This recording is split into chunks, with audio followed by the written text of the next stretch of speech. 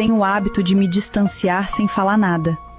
Eu observo as atitudes e tudo que não se alinha com meu modo de viver, eu simplesmente não digo nada. Eu apenas me distancio e quando a pessoa percebe, ela já me perdeu. Eu aprendi a retribuir silêncio com silêncio. Se você me colocar no segundo plano da sua vida, eu te coloco no último. Eu vou retribuir afeto com afeto, lealdade com lealdade. Porque chega uma hora que a gente cansa de dar o nosso melhor e receber qualquer coisa. Mas eu nunca vou priorizar quem só me vê como opção. Com o tempo e maturidade, as coisas mudam, as prioridades se tornam importantes. E de agora em diante, eu definitivamente vou amar quem me ama e cuidar de quem realmente cuida de mim. Porque tem gente que só gosta da minha utilidade. Porque tem gente falsa que se diz ser meu amigo, mas no final fala de mim pelas costas.